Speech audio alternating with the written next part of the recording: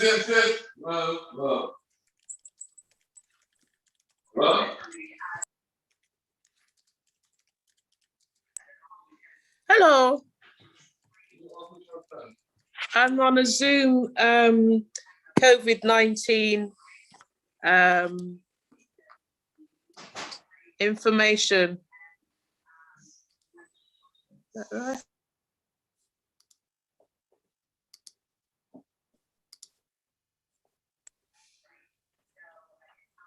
Yeah.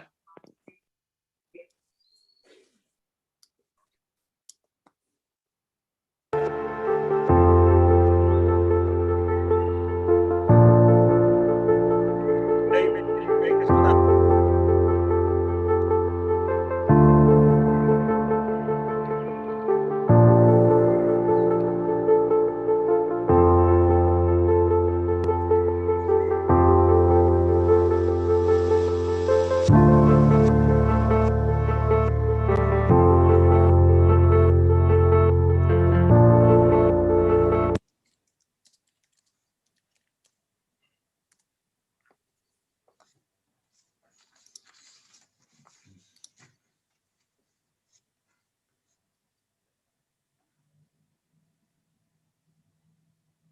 David, could you do the welcome so we crack on, please? Okay, thank you very much. Can I welcome all of you? My name is David Weaver. I'm chair of CORE, which is the Coalition of Racial Equality Organisations, and we're really proud to be hosting this event. We all know that COVID-19 has laid bare the inequalities that we already knew existed in our society, and it has meant that Black communities, African, Caribbean and Asian communities in this country has been hit disproportionately. And if we had time, we would speak in a lot of detail about some of the reasons for that and some of the psychological impact that is having on our communities and the impact of that in terms of depression and anxiety and trauma.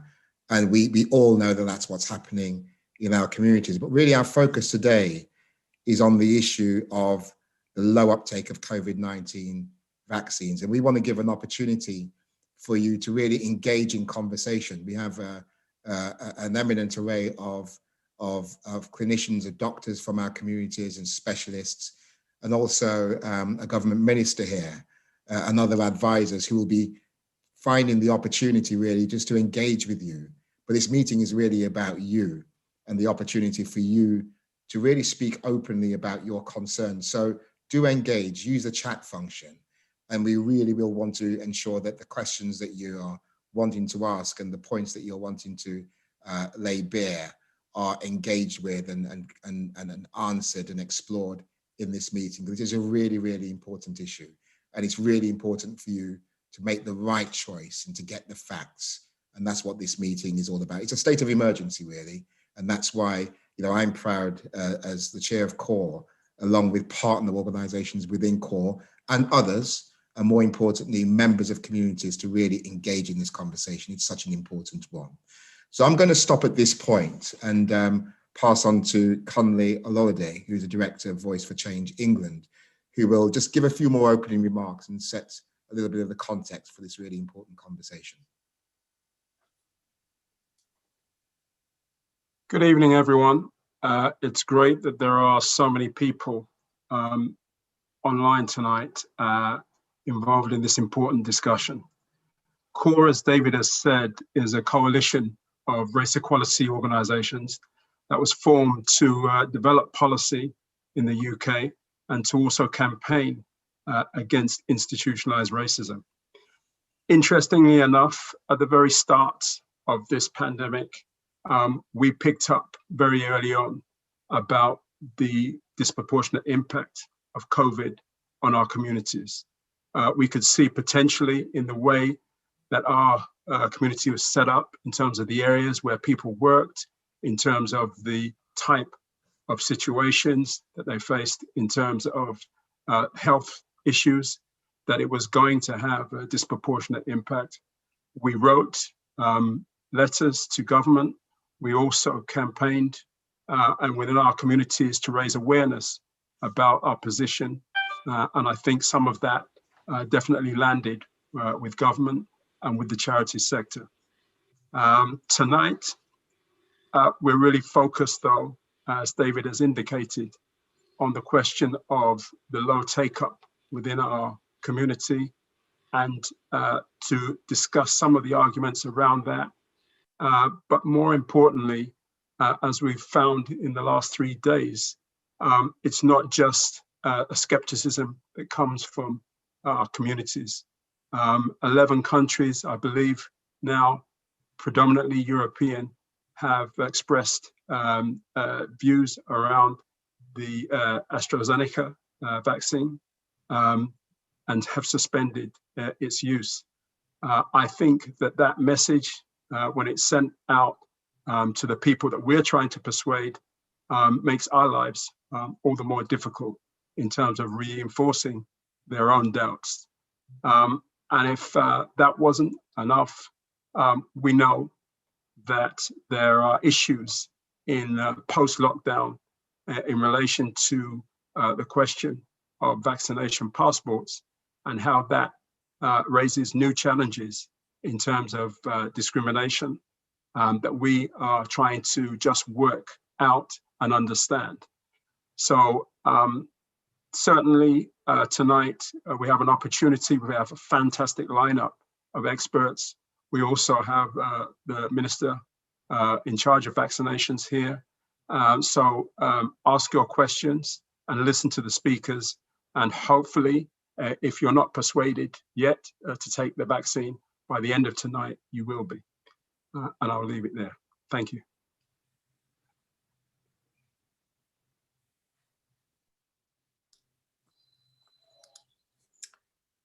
Good evening, everybody. Thank you so much for giving up your time. My name is Ngozi Ediosage. I'm a neonatologist and I'm working in Manchester. I'm also the medical lead for the Caribbean African Health Network. Now, over the past few days, we've all seen the news about the AstraZeneca. And as Kunle has said, that has made things a bit more difficult. But as a doctor, I know that I'm in an incredibly privileged position that made the decision to have the COVID vaccine relatively easy. And that's because I've been up close and personal. I've seen firsthand the impact that this pandemic is having on our lives.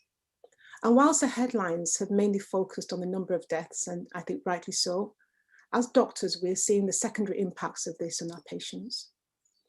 Now, the facts are that there are more than 100 people worldwide that have been affected by COVID. There have been more than 2 million deaths, and we know in the UK that it disproportionately affects ethnic minorities. But we are sensitive to hesitancy, and I feel it really should stop being stigmatized, and that your concerns cannot be minimized and they shouldn't be dismissed, and that's why we're here. We know that people who are hesitant can still be convinced of vaccine safety and efficacy, and more importantly, they are not anti-vaxxers. We've been listening for the past couple of days to the fact that the AstraZeneca vaccine has been withdrawn from a number of countries. So hesitancy is not just in our community, but we're here today to make sure that we give you facts and information. The other thing I want to say is that we know that GPs are trusted members of their communities because of the relationships they build over time. And we know that as Black and Asian doctors that we're also trusted by our communities as well. And that's why we're here doing this event. Myself and all our colleagues here today are answering questions because, one, we've had the vaccine. None of us have been paid to be here, but we feel that it's really important for us to be here to give you some additional information. My colleagues range from GPs who have seen the long-term effects on patients who have been discharged from acute care, from intensive care, but they're still needing to be seen on a regular basis because they've got long-term effects of COVID. One of my colleagues here has worked in intensive care and can tell us about the first-hand effects he's seen in intensive care and how we feel about this. We have colleagues who are emergency doctors, a colleague who's a chest physician, a metabolic physician, and a nephrologist. We are tired of what we're seeing, and we really need to try and genuinely make a difference so that the devastation that we're seeing in our hospital comes to an end. And really, that's why we're giving our time to discuss and answer your questions today about the COVID vaccine.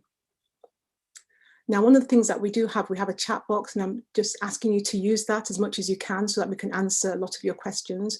We're probably not going to be able to answer all your questions today, but we'll answer as many as we can. And for those of you who are watching online and not on Zoom and can't use a chat function, please ask your questions as well, because our volunteers will put them here and we will try and answer them as we go along. So what I'm going to do now is to invite each of my colleagues to tell you about their experience about having the vaccine, why they had it, some of their personal experiences, and then after that, we'll go ahead and start answering your questions. So once again, thank you so much for being here and giving up your time this evening, because just as we feel it's important, I'm sure you feel it's important, and that's why you're here. So thank you very much. So I'm going to start off with asking Dr. Benita Kane, who's a chest physician from Manchester, to introduce herself and to talk about why she had the vaccine. Thank you, Ngozi. Can you hear me okay? I can hear you, Benita. So I'm Benita Kane. I'm, as Ngozi's just said, a chest physician in Manchester, and I've spent the last year really at the forefront of the COVID-19 pandemic. And I think the reason I'm so passionate about this topic is because of those experiences. So I've witnessed and experienced that kind of relentless and devastating march of COVID-19. It's unselective. It'll affect anybody. It takes unmercilessly. And it's not just the families and friends of those who've died, but as Ngozi said, there are many people now living with the effects of having had severe COVID. They've survived ventilation. They now have long COVID, which is a really debilitating condition that's affecting people's mental health, their physical health, their livelihoods. I've got consultant colleagues who can't work anymore because their lives have been so impacted. And it's been really, really hard for everyone. I've actually personally lost a dearly loved colleague as well, and we know that we have lost too many members of our NHS family who have given their lives to look after others. And for me, it was very upsetting to hear that the people we know that this disproportionately affects our communities, and it's very upsetting to hear that those are also the communities who are most fearful of taking the vaccine. Like Ngozi said, I understand these concerns are valid, they are real, and I have seen firsthand a lot of the information that's circulating about the virus on social media. I am really not surprised that some people are worried and scared. I was quite alarmed reading some of the things myself. And I'm really not here to tell people what to do, but I'm here because I want to make sure that people are making decisions armed with the right information. And I was lucky enough to have my COVID vaccine before Christmas. And in January, 2 colleagues in my office who I sit in very close proximity to, who hadn't had the vaccine, they came down with COVID and they were quite ill. So not hospitalized, but they were unwell, off work for a few weeks. But I was safe. And the wife of one of them also had been vaccinated in December, and she was safe. And now I'm really lucky enough to have had my 2nd dose, and I feel safe in work. I feel very fortunate that my 81-year-old dad has had the vaccine, but I won't relax until he's a few weeks clear of his 2nd dose. And most people I know in work, 80% of our workforce has now been vaccinated. Most of them have had very mild symptoms. A couple have felt quite rough for a couple of days, but that's all. I had a bit of a sore arm. And for me, this vaccination program is so important. It paves a way out of this. It paves a way for us to get some semblance of normality back and to save more lives from being lost. And so I really hope that we can address some of those concerns this evening, and this is a useful event for everybody. Thank you very much, Benita. Thank you so much. That was really helpful. I'm going to invite Dr. Vanessa Appiah to talk to us about why she had the vaccine and her experiences. Thank you, Vanessa. Thank you so much. I'm a consultant in sexual health and HIV, but also within COVID, I was redeployed and working in ITU. And I think it's always really interesting when you listen to other colleagues talk about their experiences, because it resonates so much. And for me, COVID was just such a Russian, it is such a Russian roulette. You have people that will acquire it and are fine, minimal symptoms, and then those that you least expect suddenly have been doing well and suddenly deteriorate, and some of those people have died. I've lost colleagues, I've lost family members, but I think that it's just been a really painful reminder as well of all the inequalities in society as well, that has really driven me to be part of these conversations. And I want to say that the decision making is a journey. So for me, it was really clear that working where I was, seeing what I had seen, I was desperate to get the vaccine. And I'm always very honest about it. I got COVID before I got the vaccine. So I got COVID in December, and it was terrible. And I also, my parents were unwell, and watching and the anxiety of what could happen. I never want to go through that again. And I never want anyone that I know to go through that. And I think that has been one of the most powerful motivators for me in being part of these conversations. I think that the vaccine, as we recognize it, is key to us breaking the chain of COVID. It isn't the one and only thing, but it is a really essential element for us to say, right, we are going to be moving forward. And I emphasize always hands, face, space, and vaccine. And I just want to acknowledge those that are going through that journey of trying to work out if the vaccines are for them. I would say that us as clinicians of color, I don't take this privilege lightly to be here in front of you to advocate for something if I didn't believe in it, because I know we're here as trusted individuals within our communities. But as a clinician, as someone who's worked in the area, as someone that is part of our communities, I really do believe that vaccines are safe and effective, and I would really welcome the opportunity to speak to people more if they have any concerns. So that's really my guidance really about it. Thank you so much, Vanessa. That's really helpful. I'm going to move on now to Professor Mahesh Nirmalan, who's an intensive care consultant.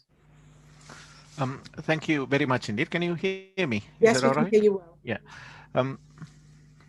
Hi, my name is Mahesh Nirmalan, and I'm one of the intensive care consultants at Manchester Royal Infirmary. I think it's fair to say over the past year or so, I've seen disease and human suffering at in the extremes, people's experience of all people, all sizes, all shapes, all colors, all backgrounds. I could go into some of those individual stories, but I'm not going to do that because I don't want to be, emotionally make people make a decision one way or the other. So what I'm going to do is just to share some of my personal experience of what I did really. When I first heard about this about just over a year ago now, I knew that I was 59 years old. I was South Asian background, bit of pot belly, bad family histories. I ticked all the kind of boxes for a very high risk person. And I was working in intensive care, dealing with actual, very serious little COVID patients. So the pathway I took was to focus quite a bit on my well-being, my physical well-being, my emotional well-being, my psychological well-being, my spiritual well-being, because well-being is a package deal. And I did put quite a bit of effort into getting that holistic approach right. Secondly, I adhered to the public health guidelines that were available to me, the hand washing, the face masking, the social distancing in a very, very religious kind of way. And I think that has helped me. Thirdly, when the vaccines became available, I shared many of the concerns most people in this audience will have, many of my colleagues will have, because at the end of the day, it has come out very, very rapidly. So I did have my concerns. But nevertheless, decisions in life is always about balancing risks and benefits. And on that basis, I realized that the vaccine was the right approach to go, and I took the vaccine. And now I've taken both doses of the vaccine. I took the Pfizer vaccine because that was the one that was made available to us. And I have very, very minimal symptoms, and I've come through that. My wife yesterday went and took the AstraZeneca vaccine. She had a bit of sore arm and a bit of a flu-like feeling last night, but she's fine. She's gone out doing some shopping today. My son has again taken the vaccine. He works in intensive care in another city, and so we are feeling confident that hopefully we are seeing the light at the end of our tunnel. And I really wish most of the people who are here and the people who in the community that I work with will also see that light at the end of the tunnel very soon. I admit that there are fears, anxieties, but on risk-benefit analysis, I think going for the vaccine is the right thing, and it is safe by every account that we see available to us. Thank you. Thank you very much, Mahesh. Thank you. That's really helpful. I'm going to hand over now to Mr. Yakubu Karagama, who's an ENT consultant at Guy's and St. Thomas's. Hello, everyone, and thank you for your kind invitation to this very interesting meeting. As Ngozi introduced me over there at ENT consultant at Guy's and St. Thomas Hospital, and in particular, my subspecialty area is dealing with airway, voice, and swallow. So you can see where I'm going to be coming from. I've been heavily involved with looking after COVID patients, both in my clinic, in the theater, and I was one of the team that were doing the tracheostomy for patients that have been intubated. So during the first wave of the COVID pandemic, when we were not sure how to handle this group of patients that have come down with severe COVID, a lot of patients got intubated. And just 3 months after that, almost half of the patients that were intubated after they got discharged, I began to see patients coming back to my clinic with complications. And these complications were from the treatment for the COVID infection itself, like the intubation, the tracheostomy. So what happened was the tube causes some scar on the vocal cords. And the complications that patients like that develop was loss of voice. So you can imagine if none of us here can speak, we won't be able to hold this meeting. So I've seen lots of young people that have lost their livelihood because after the COVID infection, they were treated, they got discharged, but their life has never been the same anymore. There are other group of patients that were sent home with tracheostomy. So a tracheostomy, for people that are not medical, is like having a hole in the front of your neck over here. So you won't be able to breathe through your nose and everything goes through there. I had patients that cannot eat or drink because their swallowing pipe has been blocked from scarring from the COVID infection. And such group of patients will have what we call gastrostomy tube.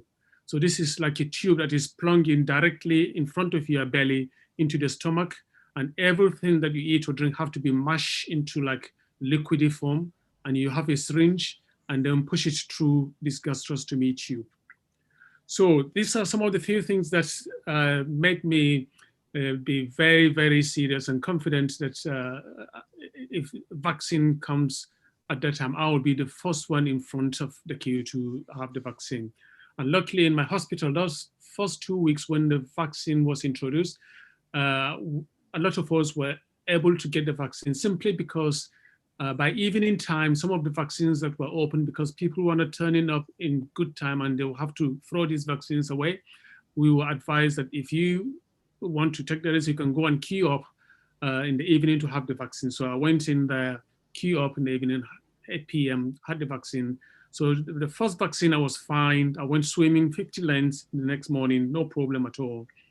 And then I had the second course of the vaccine, that's the Pfizer vaccine. And I felt tired the next day and had a couple of paracetamol. And that actually reassured me that, yeah, maybe something is happening in my system. So I feel much different now after the second vaccine. So why I've come to have the vaccine, those are the reasons, but also people have died from this vaccine, from this COVID infection. People have lost their livelihood.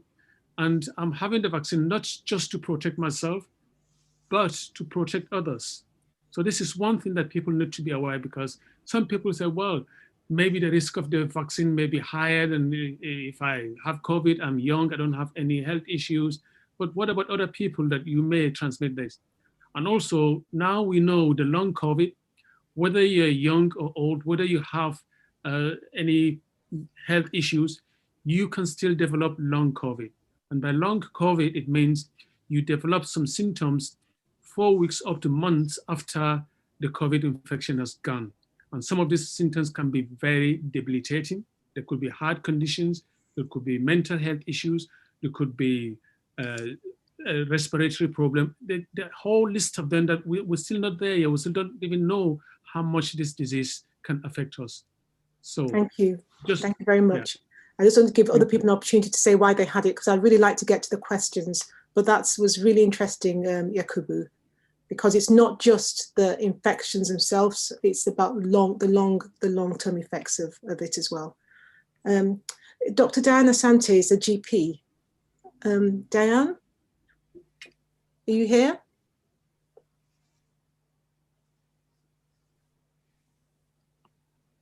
Diane, are you here? Maybe she's muted. Okay, can you mute yourself, Diane? Okay, while you're trying to get unmuted out, I'm going to move on to Dr. Sunil Daga, who's a nephrologist. Hello, good evening. I'm a nephrologist and I practice at Leeds, and I'm also a medical advisor to a charity called South Asian Health Action. I'll share my own experience both as a consultant in kidney disease and also a family story. First, I think I've taken COVID personally. It's affected not only my professional life, but my personal life. My wife is an anesthetist and she works in intensive care. In the beginning, in the first wave, my 7-year daughter used to cry whether her mom will come back home alive.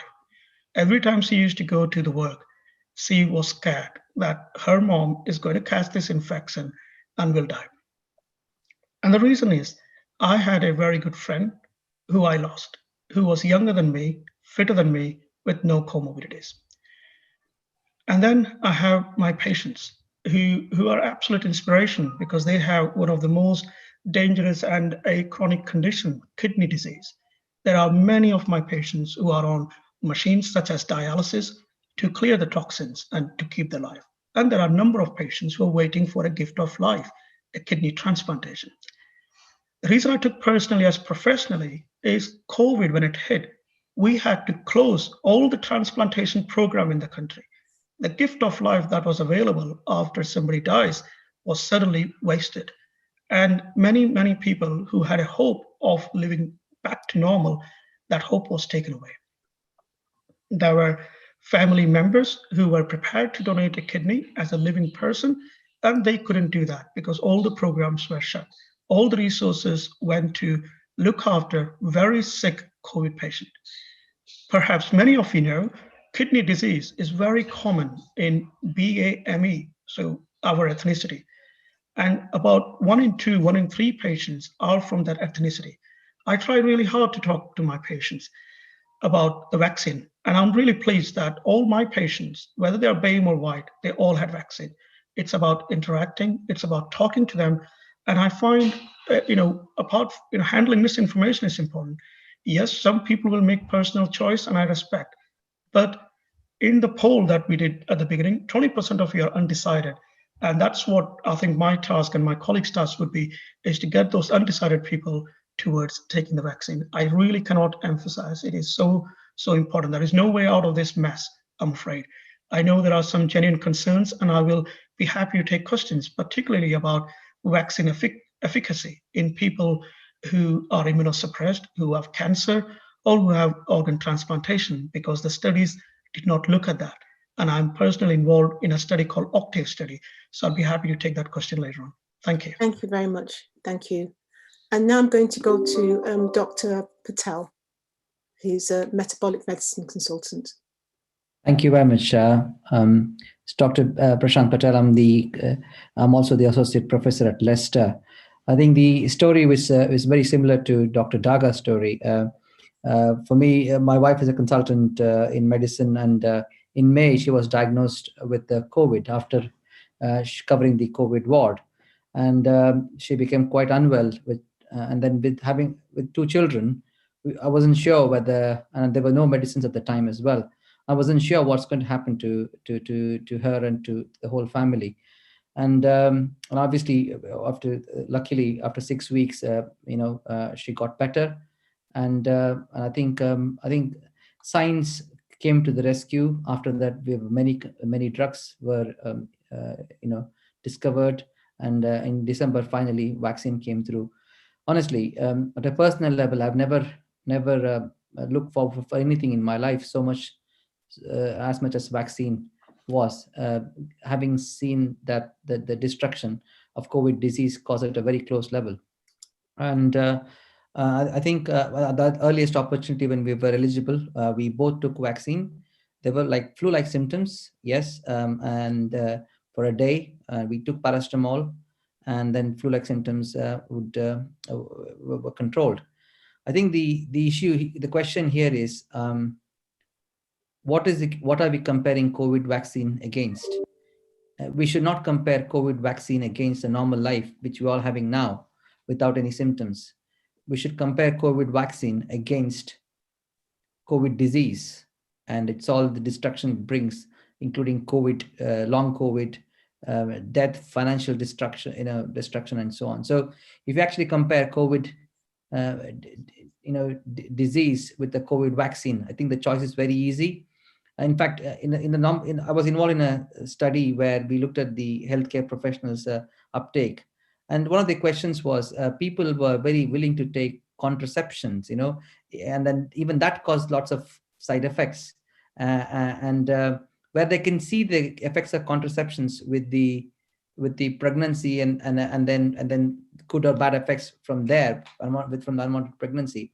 But whereas here we compare it against the normalcy. So COVID vaccine cannot be compared with the normal life. COVID vaccine uptake should be compared with the COVID diseases. And I think the choice is very clear if you do that. Thank you so much. Thank you. Okay, so we've heard from our experts now, some of our experts on why they took the vaccine.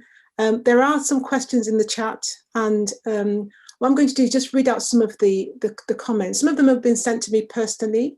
And one of these, it is interesting that they've said that somebody said, I don't believe the data that is out there because it's being manipulated for political interest, that they feel almost bullied to take the vaccine, and this has become unrelenting. Now, what I will say, this section of the meeting, if you look at the program, is the doctors. We have no politics. They were here because of our medical interest. The politicians are coming later, and you can direct those comments to them. But we really are here because we know that as doctors from an ethnic minority background, that we know our community usually puts their trust in us, and we're just here to tell you about our experiences and answer your questions. So if you've got questions, if you can just put them in the chat box, and I'll direct them to my colleagues to answer them. Can I just make a brief comment on that? The political, like everything in life has politics in it. I mean, we can't really move away from politics. I mean, the key point to emphasize there is that most clinical trials involving the vaccine were conducted, at least in the United Kingdom, by publicly funded agencies such as NIH, and there is no commercial interest in that kind of process. So we need to trust that process, because NIH, I mean, I've been involved, many of my colleagues have been involved in it directly or indirectly. It maintains very high standards. I understand where this suspicion and doubt about political imperatives is coming from. I mean, I share some of those views, but however, publicly funded research, Britain leads on it. Headed by the National Institute of Health Research, that is not commercially influenced at all. And therefore, those trials are reliable, and therefore the data that is out there in relation to vaccine is as reliable as any clinical trial that you would find out there. I mean, I think that point needs to be made. Thank you. Thank you. Okay, we have about 25 minutes left, so I'm going to ask my colleagues to try and keep their answers to the questions really brief, so we can get through as many questions as possible, if that's okay. Okay, so Benita, would you like, there's a question about prevention and transmission of COVID-19? Yeah, so hi Benita, yeah. Hi, yeah. I think what my fellow panelists have put really well is that the vaccination is really only one part of the solution. It is one part of the exit strategy to lockdown and what we find ourselves in. And there are some really key things about transmission. So we know that COVID-19 is spread by droplets that come from the respiratory tract and they're breathed out into the air, and that they can travel around the distance of 1 meter. So the social distancing rule is because if you stay at least 1 meter away from somebody, then you're less likely to contract it through the droplets. The mask wearing is also an important measure. And we do know that as well as droplet spread, you can contract COVID from surfaces, which if somebody sheds virus into surfaces around them, somebody touches it, then you touch your eyes, you touch your face, it can transmit that way. So the measures that have been put in place around public health, social distancing, wearing masks, hand sanitizing, hand washing are vitally, vitally important to stop the transmission and spread of this disease. And the vaccine also, the early evidence suggests that it will reduce transmission as well. So it's all of these things that we must adhere to and keep doing if we're going to get out of this situation that we're in. Thank you, Benita. That's really, really good and clear. Can I ask Vanessa? Vanessa, you here? I am. So, yeah, just to say a little bit about the COVID vaccine in pregnancy. No, definitely. So, and very common questions that I get asked is about are the vaccines safe in pregnancy? And so what I have been emphasizing, and there's some really good guidelines, and I'll put them in the chat, is that as far as we know, there is no reason to think that the vaccines will affect pregnancies and the outcomes.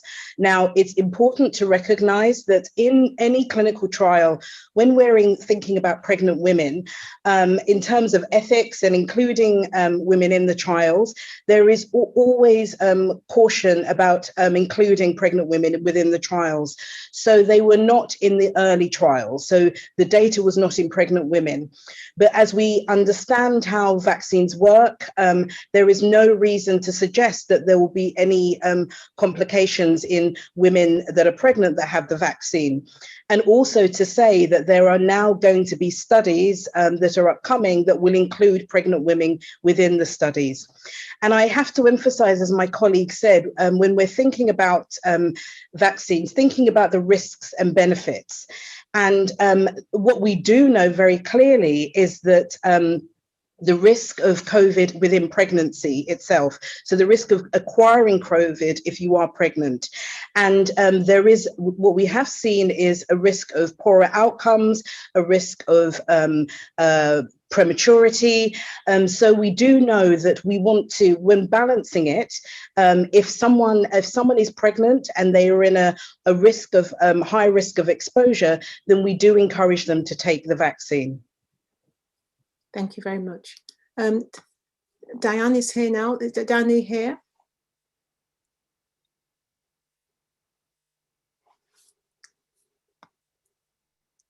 Diane? Okay. What I'm going to ask one of my colleagues to do is also, it's been in the news, it's really topical at the moment, and that is the concern about thrombosis with the AstraZeneca vaccine, because this is what's been talked about over the last few days and why it's been withdrawn in a number of countries. Any of my colleagues have any experience or any knowledge, can talk about this? Can I just say something very quickly? Sorry, Benita, carry on. So Benita, would you like to say something, and then I'll hand over to Mahesh?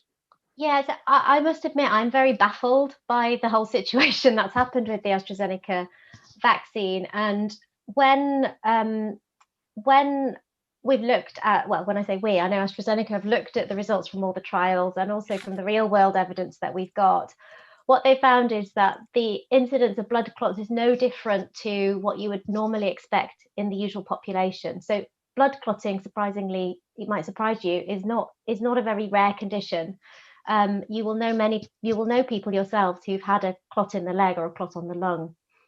There is a natural occurrence of this in the population in the background. And so some people who have the vaccine will inevitably go on to have a blood clot. And the important thing here is whether the vaccine caused the blood clot. There is no evidence in any of the trials that I'm aware of, that we are aware of, that there is an increased risk of blood clotting. So it's a very unusual decision that's been made by the countries to stop the rollout, given the lack of evidence for the concerns. But I know that WHO is now looking at this, so we'll get more information over the next few days. But at this moment in time, we do not believe there's a risk. Thank you so much. Mahesh, we're going to make a comment. Yeah, just to add further, I mean, just to put some numbers, the incidence of blood clots forming in the legs, or what we call deep vein thrombosis, is roughly about 1 to 2 per 1,000 people. And this is without anything to do with COVID or vaccine or anything like that. And the incidence of somebody forming a clot spontaneously in the brain is about 1 in 100,000, kind of that. So there is a natural occurrence to this. Now, in the context of vaccine, in the context of COVID infections, if people get dehydrated, if people are not mobile for any reason, whether it's a vaccine-related flu, not feeling very well or pain or for what, if people are immobile, people are not drinking enough, people are not moving enough for whatever reason, then the incidence of that clot formation can be slightly higher. So at the moment, there is absolutely nothing to suggest that the AstraZeneca vaccine is associated with the higher risk, though some countries have raised concerns about some of the initial reports that are coming through. But if people are this is what I told my wife when she went for the AstraZeneca. She asked me this question. I said, on a risk benefit, at present, where we are in terms of our current knowledge, the right thing is to take the vaccine. But if you are concerned, make sure that you drink plenty of fluid, make sure you don't lie in one place, make sure that you move your legs, make sure that you are physically active. And that's what she's doing, and she's gone shopping. Thank you very much. That's very reassuring. Vanessa, thanks very much for all the links you've put in the chat to the Royal College of Obstetrician guidelines. Right. I'm going to attempt to invite Dr. Diana Santa, GP again. Are you here, Diana? Yes. Thank you. I am here. I'm really sorry. I've literally just walked in from work, so I'm sorry to be late. Right. So okay. Good evening to everybody and to all of you online today. I just want to add something very small in addition to what my colleagues have said relating to why they went forward for the vaccine. I obviously working in general practice, we get to see the sort of mild to moderate COVID patients, so patients who don't necessarily have to end up in hospital or in ITU or need extra support in hospital.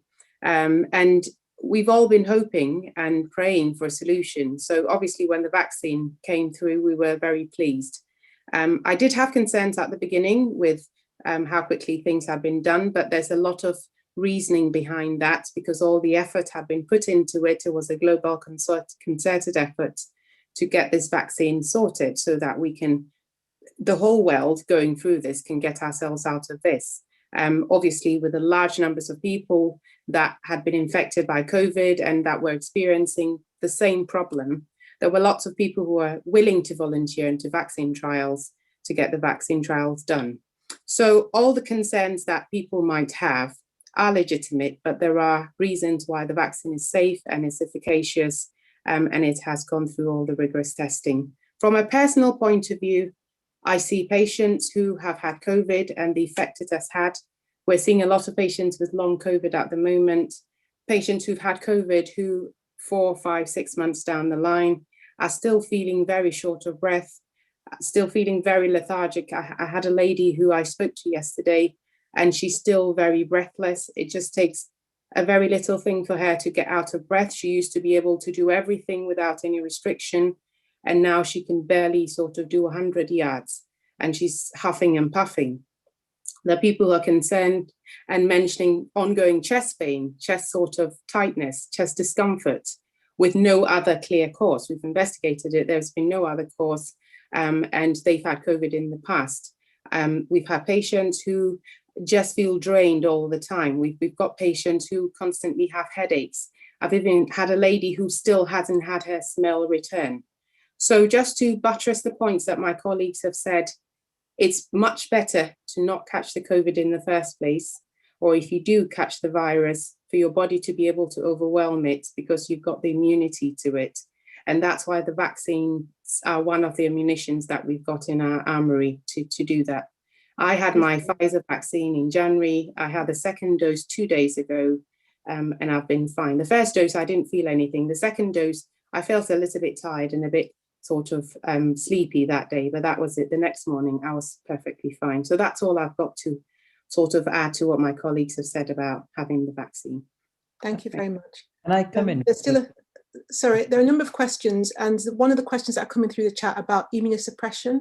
So I'm going to ask Dr. Sunil to talk about that. And if you can just keep it brief, because we're almost out of time, and I want to make sure I get through as many questions as possible. So Dr. Sunil, if you can talk about immunosuppression. We've got patients who've had cancer who are asking questions about what are their options for having the vaccine. Absolutely. Thank you. That's a really important question. And even the doctors themselves ask that question quite often because those patients were not part of the initial studies. There are two things actually to say. Some of the patients who are immunosuppressant drugs, they don't want vaccine to stimulate that immune system because some of the reason they are immunosuppressive drug is autoimmune disease or organ transplant. One thing I would say is when the vaccine, the response is very specific against coronavirus. So taking vaccine is not going to suddenly make your autoimmune disease or organ transplant at risk. That's one thing. The second thing is at the moment, we don't know how well the immune system will respond to the vaccine. And there are studies ongoing both in America and UK.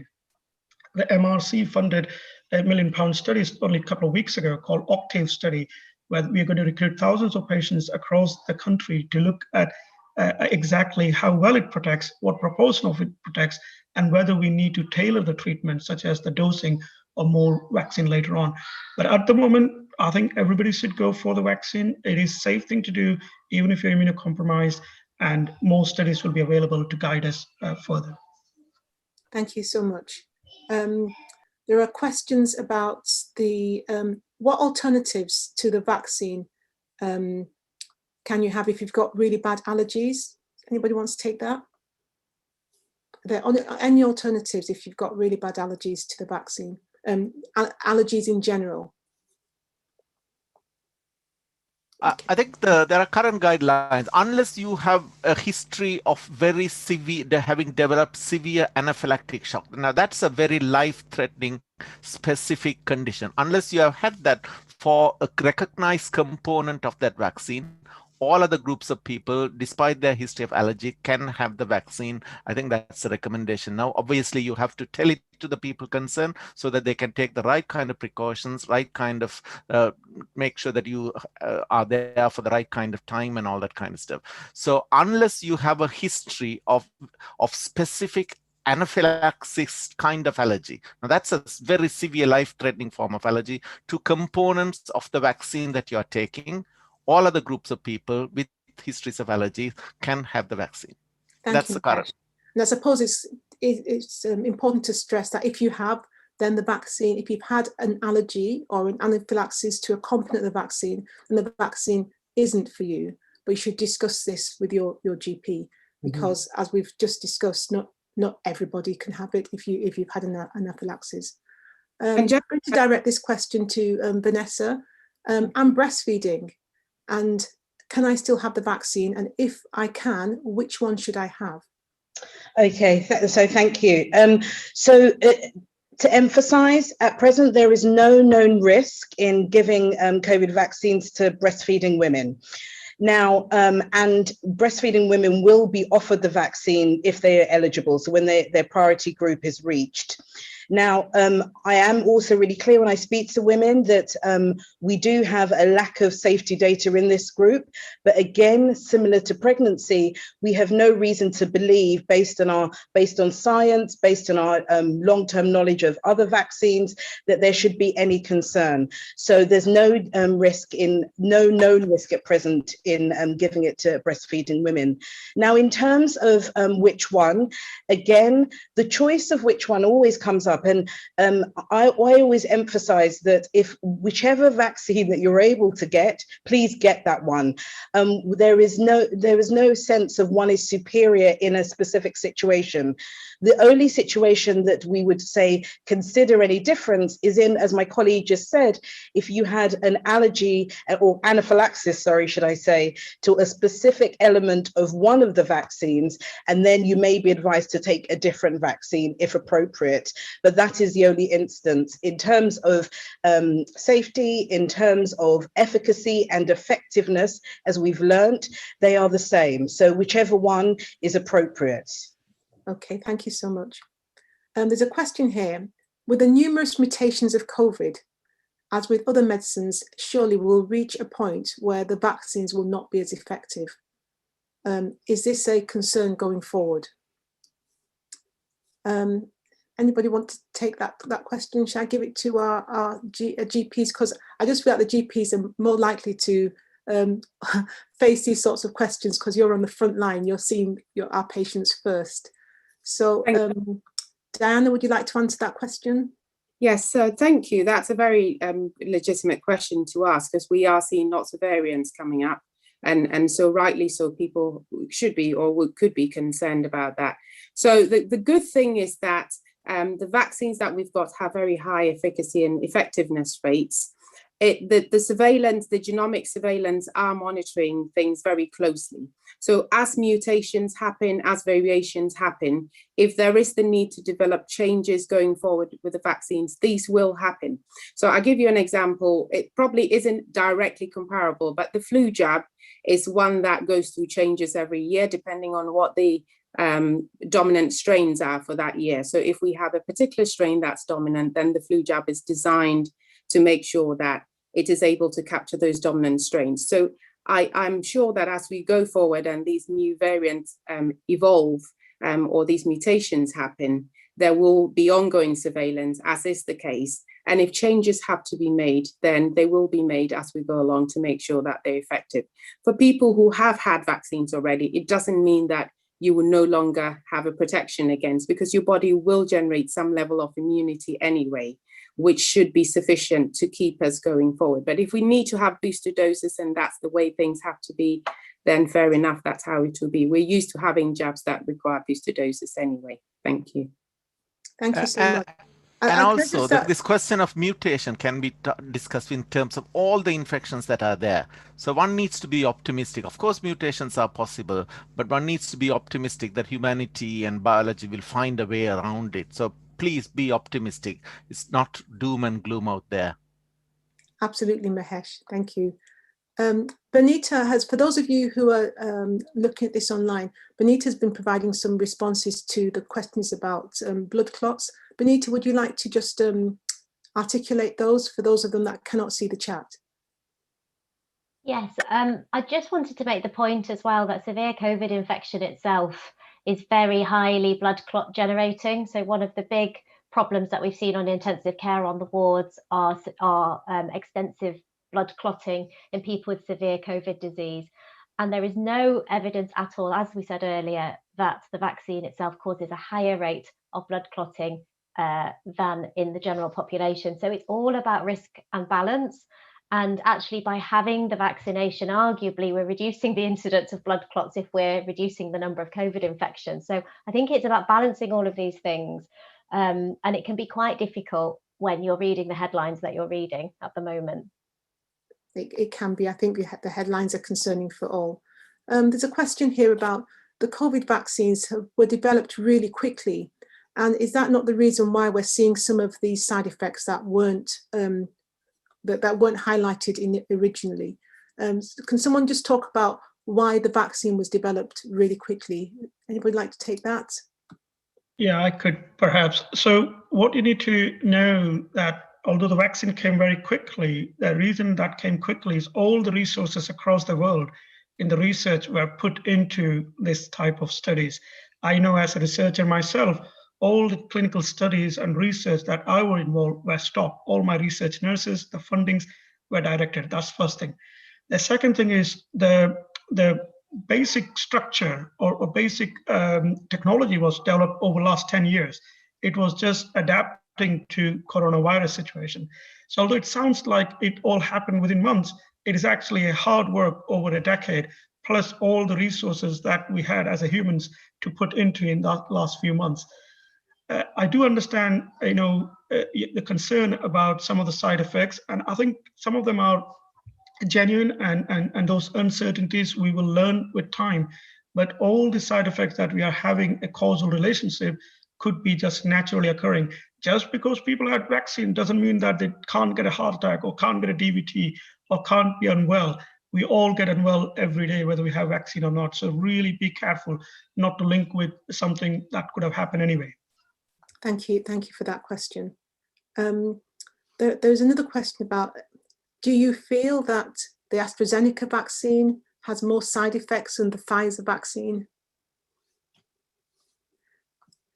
As scientists, I know how we feel about some of these questions, but these are questions that, the members of our community are really concerned about. So if someone wants to respond, Mahesh, would you like to respond to that? It's really important to emphasize that at present, there is nothing to say that one vaccine is superior to the other. This argument about 65% versus 85% versus 95%, these are distractions.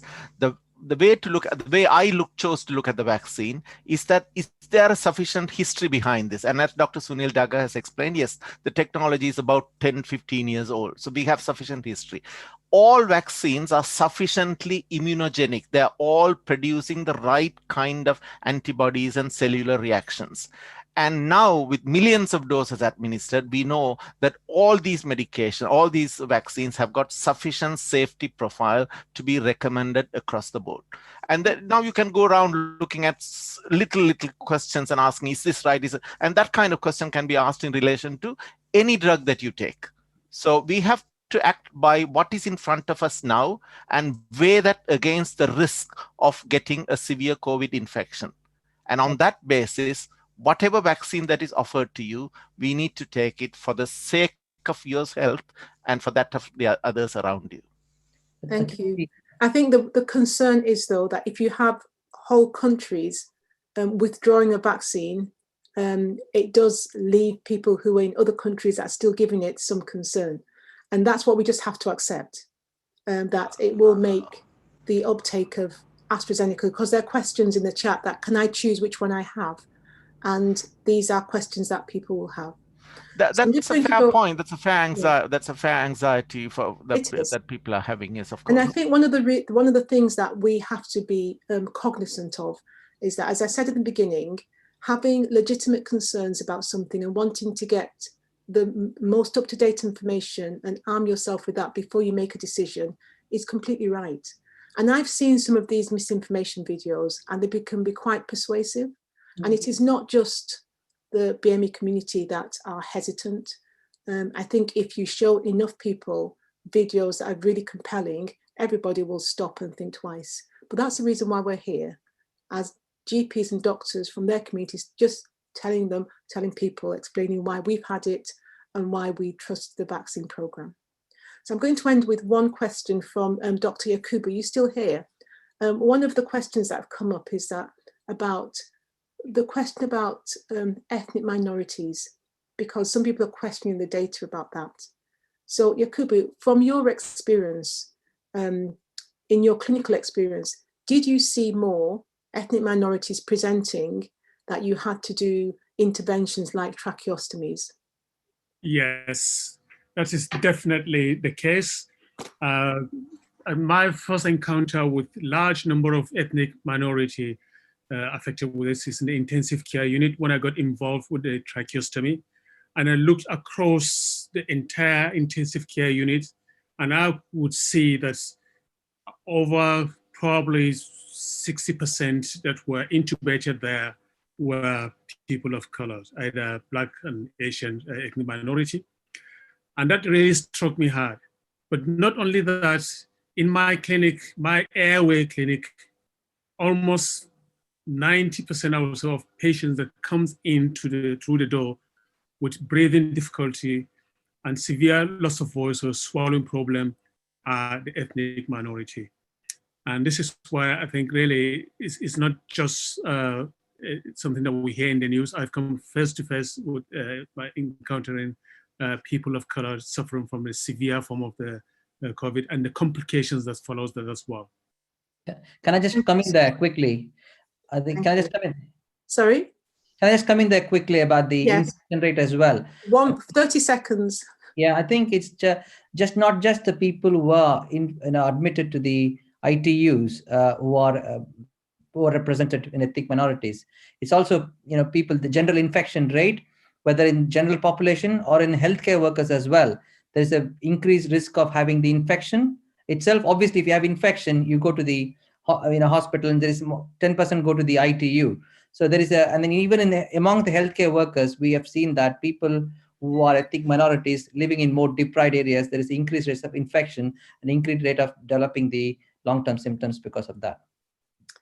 Thank you, Prash, as the last word. And I think some of the questions have brought up more questions, but our colleagues in the second half are going to help to answer some of that, because there's an intersection of race and inequalities, and that perhaps some of our colleagues in the second session can make that clearer. So I'm now going to hand over to Yvonne Coghill and David Weaver, who will discuss what they're going to do and introduce themselves. And I hope you've enjoyed the first session. Thank you very much. I want to help you spot false information online and stop its spread. There are 3 simple tips. Look closely. Does the information seem trustworthy? Check. Is it coming from an expert?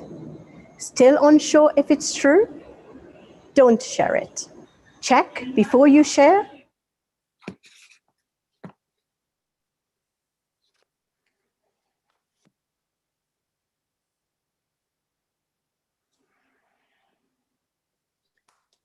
You're on mute, Yvonne. Yvonne, you're on mute. You're still on mute, Yvonne. Yeah. I think it's the phrase of the century, apparently. Can you hear me?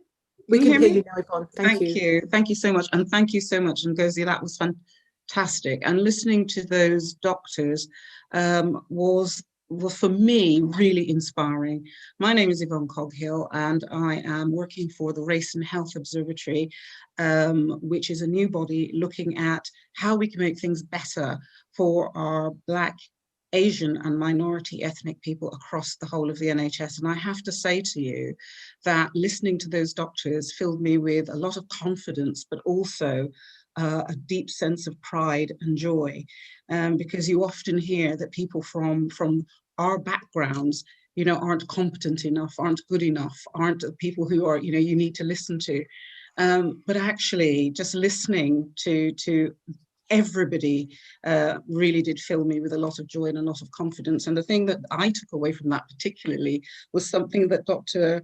Patel said about comparing the vaccine with the alternative. I mean, nobody wants the alternative, which is to be really sick and to ultimately die. So the next part of the program is going to be listening to our policymakers, and we have some fantastic speakers for you this evening. And I'm really pleased and proud to be able to introduce the first speaker, which is the Minister, Nadeem Zahawi, who's going to talk to us. He is the Minister for COVID deployment, and we will all agree that it has been a real success story for the country compared to some of the other issues which we're not going to go into tonight. So I'm hoping that the Minister is with us and can actually kick off this part of the section. So over to the Minister if he's here. Thank you very much, Yvonne, and thank you everyone, and I guess many thanks for the opportunity to hear from you this evening. But before I get into the details of what we are doing, obviously to tackle the critical issue of vaccination uptake rates in Black, Asian, minority ethnic communities, I think it's well worth reminding ourselves where we were at the turn of the year before the vaccine rollout really gathered pace. In the, I think, early January, feels like such a long time ago, we were seeing over 50,000, 50,000 new cases of COVID and around 4,500 people being admitted to hospital every day. And sadly, we were seeing over 1,000 deaths every day. Each one of those deaths was a grandmother, a grandfather, a mother, or a father, a daughter or a son, or in my case, an uncle. Each of these desperately missed by their families and their friends. We know this was having and continues to have a real and disproportionate impact on Black, Asian, minority ethnic communities. And that's why it is critical that as many people from those communities get the vaccine as soon as possible. We know from recent research that a single dose of either the Oxford or the Pfizer vaccine delivers protection against severe infection in the over 70s with a more than 80% reduction in hospitalization in the over 70s. By the 15th of March, nearly 24.5 million people have received their first vaccination dose, with over 1.6 million who have received the second dose. Unfortunately, we are not seeing the same level of uptake in BAME communities. I spend a great deal of time talking to community leaders about how we can reassure people about the safety and the efficacy of the vaccine. And I hear about the issues they face, challenging rumors and misinformation peddled throughout some communities, fueling and allowing fears to really fester. These obviously create information gaps, exasperated by a sort of reliance on others to explain the science, and falsely plugged by anti-vax agendas. For some, the speed of the vaccine production is unsettling. I get a lot of questions about this. Apprehension is natural. We must be able to describe the vaccine development stages and the safety of the vaccine, not only to those who are scientifically literate, but to all members of the community. I think with transparency, we can build trust. With clarity, we can build confidence. On the 13th of February last month, we published our COVID vaccine uptake plan with the aim to improve uptake across all communities. The plan takes a local community-led approach with support provided from us in government, the NHS obviously in England, and local authorities to coordinate and really enable action to happen.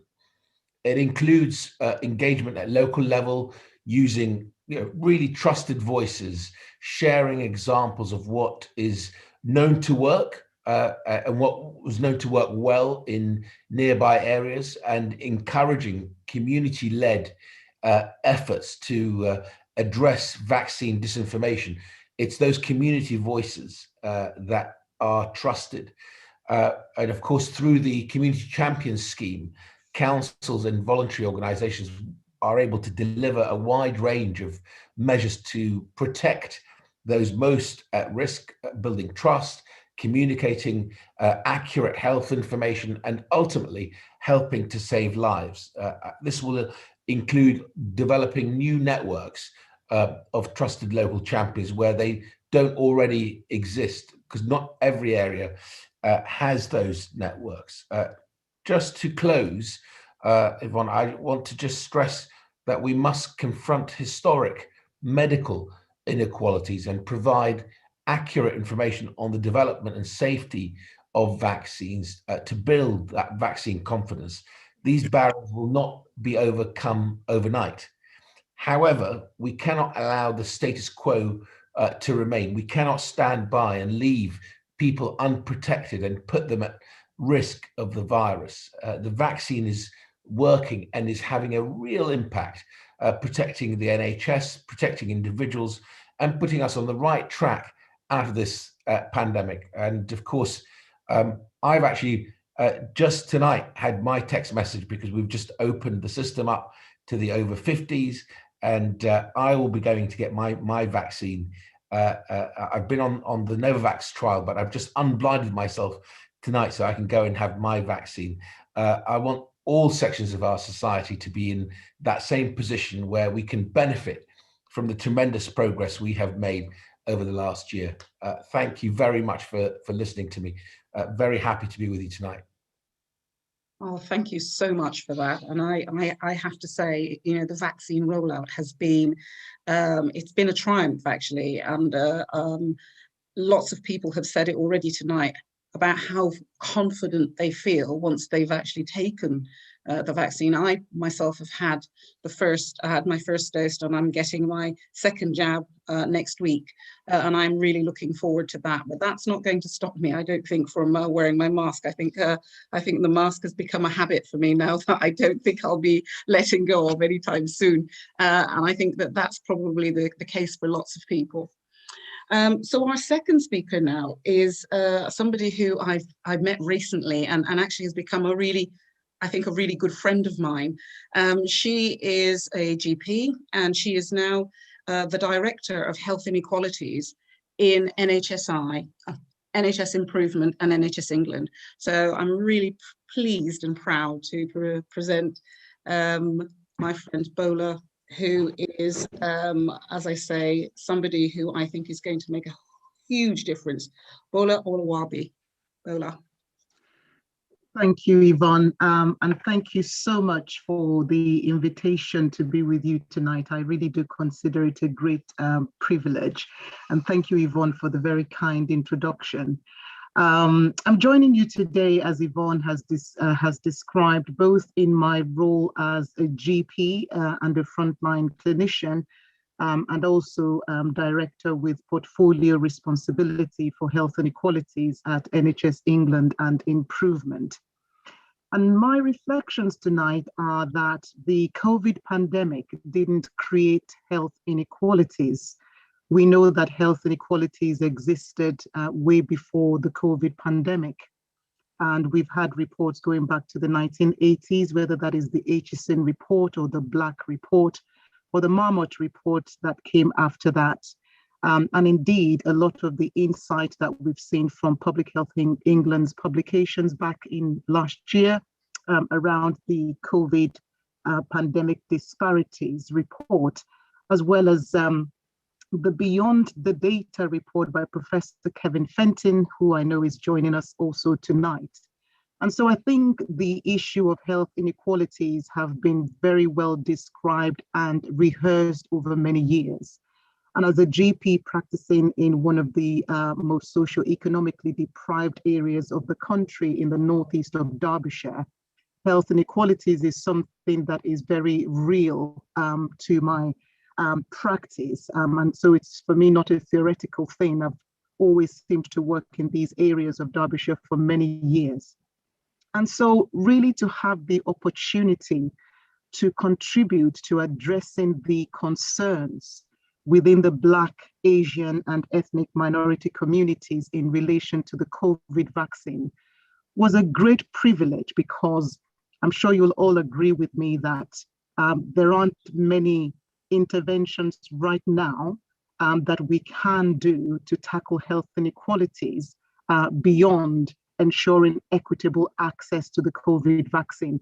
And I really do want to thank Minister Zahawi for the amazing work that he has led in ensuring that the UK is very much leading the way in terms of the deployment of this vaccine. Just want to thank him and acknowledge just what a tremendous effort it is and the significant improvement that it is yielding. My last several weeks have been characterized by webinars like this, talking to different groups of people, whether that is the Black, Asian, and ethnic minority staff networks, talking to faith groups, talking to groups such as this, really to try and increase people's confidence. Because at the end of the day, the one word that strikes me is the word trust. I think trust has been the central theme that has emerged for me in all of this. And just the realization that by going and talking to the community leaders and the faith leaders up and down the country, and really acknowledging people's concerns as legitimate and worthy of respectful answer, is one of the things that I have found really powerful. And whether it's the piece that I did in the Voice online newspaper, which is the largest Black newspaper online, really addressing some of the issues that the other colleagues on this call have talked about tonight, the concerns around pregnancy, around fertility, around breastfeeding. And I find that in all of those engagements that I've been privileged to be part of, the thing that has been most impactful is for people to understand that their questions are legitimate, that they do have a right to pose their questions, and that those questions will be taken in the spirit of trust and respect, that people are seeking answers. My experience is that most people are not necessarily hesitant. What they're seeking is reassurance. And, as Minister Zahawi said, that, the issue of inequality is beyond the vaccination program. And so people are coming from a very deep place, from a very deep place of long-standing mistrust.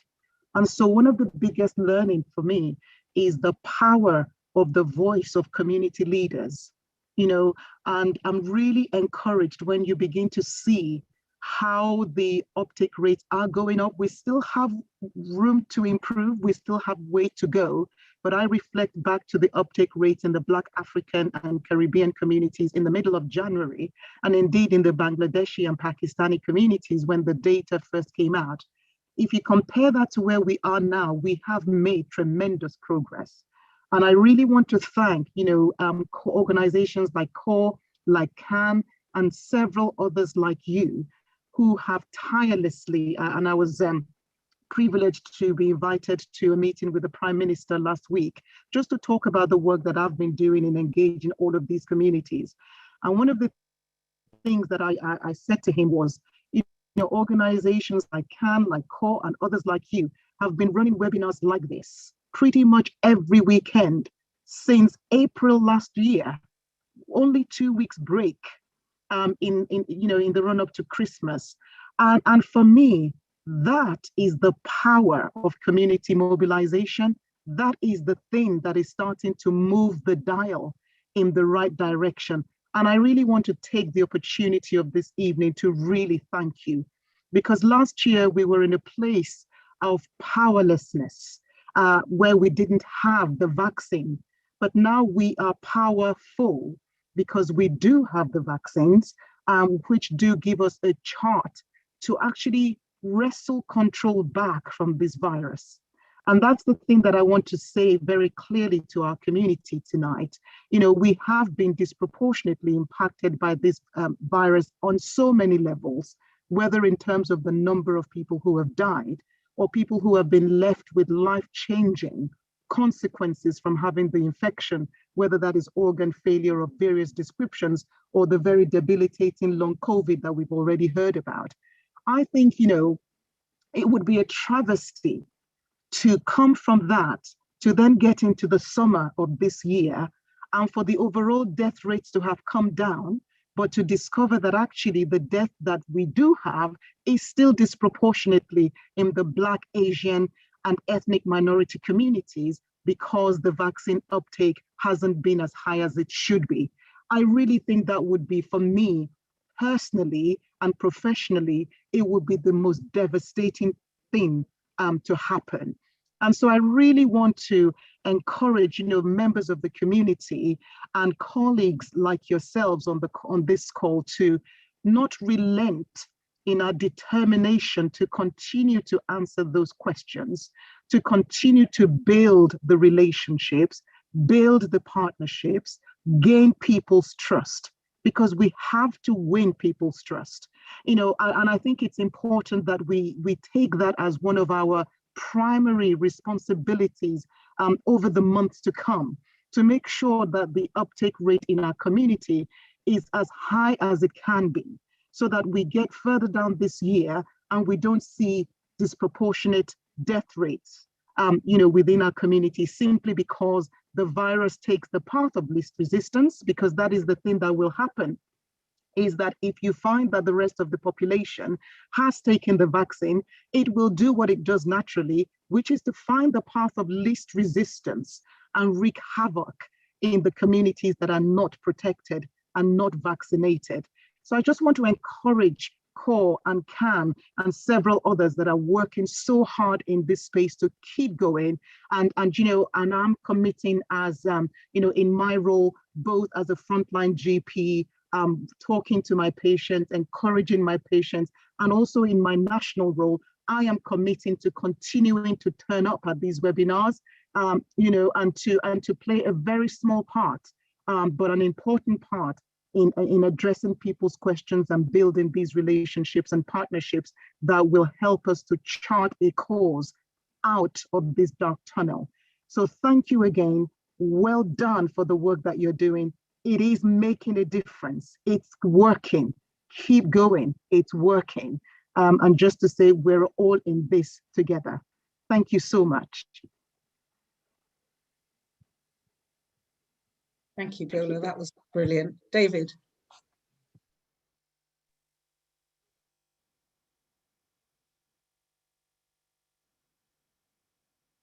I was on mute.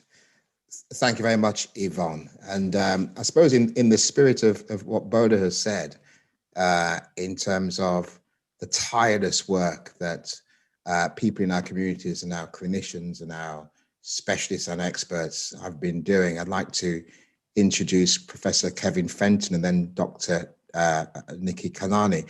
Professor Kevin Fenton, who is the Regional Director of Public Health, NHS London, has been someone over, right from when this whole piece started, has been out there and having the difficult, challenging conversations with ministers, with civil servants, and also engaging with communities right up until very recently. I know you did, Kevin, some sterling work in Westminster and other areas with my friend and colleague, Lord Simon Woolley. So I'd like to welcome you, Professor Fenton, and thank you very much for coming. David, thank you so much, and good evening, everyone. It really is a pleasure to be here with you this evening to join this conversation and to listen to the fantastic questions that you all have been asking this evening. And one of the things that I have learned as we've embarked upon this journey of really understanding and rolling out the vaccine is that it is critical for us to meet communities where they are. It's essential for us to listen to your questions and your concerns, because it's in the conversations that we build confidence, and it's in the conversations that we get to a different and better place. So as you've heard, I'm the Public Health Director for London, and I've had the privilege of serving in the city over the past year since the emergence of the pandemic. And for those of you in London, you know the toll that the pandemic has had in our city, with more than 700,000 Londoners being diagnosed with COVID, and unfortunately more than 18,000 Londoners having died from this disease. And as I've heard from so many of you this evening, this pandemic has touched all of us, whether through our physical health, mental health, emotional health, and well-being, or those who we love. And so we are poised now to see the end of this pandemic. And we know over the past year that we have been learning about the tools that we need to protect each other in order to reduce transmission. So whether it's a hands-face space, whether it is ventilating the places that we're in, whether it is testing and contact tracing, all of those things over the past year, we've learned about managing this pandemic and living with COVID. But now we are poised to see the next phase of our response to this pandemic. And it is a phase which I'm most excited about, because a year after the discovery of this virus and a year after naming this infection, we now have the tools to most effectively protect ourselves from infection, and most importantly, to protect ourselves from severe disease and death. And this is really important because in the last year, we have seen that our community has borne the brunt of severe disease and death. When we started looking at the first wave of the pandemic, we described the disproportionate burden of COVID severe disease and death on Black, Asian, and minority ethnic communities. And in London, in the first wave, Black African and Black Caribbean communities had some of the highest rates of infection, as well as higher rates of death from the disease. In the most recent second wave that we've seen in the city, we've seen this disproportionate impact on our communities as well. But this time, most recently, in January, February, we saw South Asian communities in London being more severely affected, followed by Black African and then other communities in the city. So I am concerned about the disproportionate burden that this epidemic is having and has had on all of our communities, but especially our Black, Asian, and minority ethnic communities. And this is not just a concern for older people who are at higher risk of severe disease and death. As you've heard from other speakers this evening, we are now seeing increasing numbers of people being diagnosed with long COVID. So people who may have had a mild course of infection, younger people, more women than men, becoming diagnosed with long COVID. And I'm particularly concerned that because our communities have had that disproportionate impact, that long COVID may also be disproportionately affecting us in the months and years ahead. So, looking at lessons then from London and what we now know, and what does it mean for how we roll out the vaccine and how we engage communities? Well, like so many of our colleagues on the line this evening, I have been really engaging with partners, listening to communities about their concerns, their hopes, as well as some of the opportunities for vaccines. And we've heard constantly questions being asked about safety, the content of the vaccine, how fast it was developed, whether or not it's safe, pregnancy, reproductive health, and the vaccine. So I'm really pleased that those questions were asked tonight because it's important that we continue to speak about them. As we move through the implementation in London, we are seeing differences across groups. Londoners who are living in more deprived parts of the city have lower rates of vaccine uptake. We see differences across racial and ethnic groups, with South Asian heritage Londoners being less likely to take up the vaccine than white Londoners, and Black Caribbean and Black African Londoners having some of the lowest uptakes across the city. But as you've heard from other speakers, we are seeing improvements week on week. And it is important that as we now progress with unlocking the city and progressing along the roadmap, we're opening up the city once again, that we are as protected as we all can be. And that's where vaccines are key. So in closing, I'm often asked, why get the vaccine? Why is it so important that we're all protected as we are navigating this pandemic?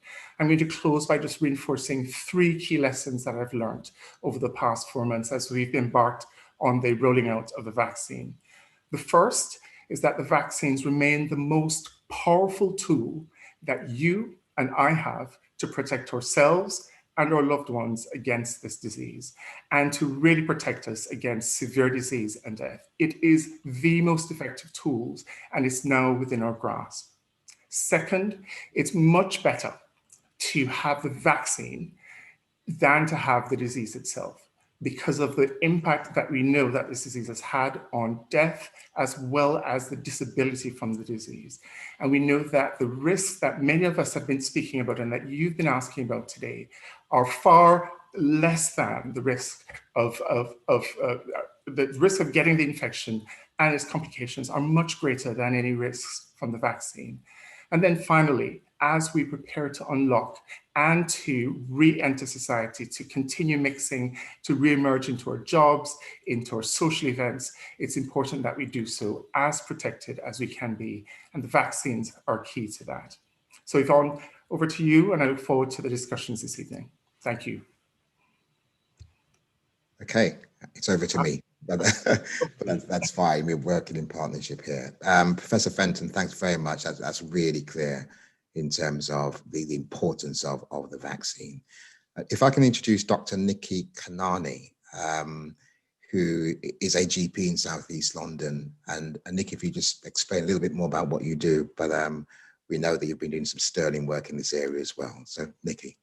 Thank you, and thank you for having me. Yes, I'm a GP in South East London and medical director for primary care at NHS England and NHS Improvement, and spent probably most waking hour since the week before Diwali on the vaccine programme, and I'm very proud to have done so.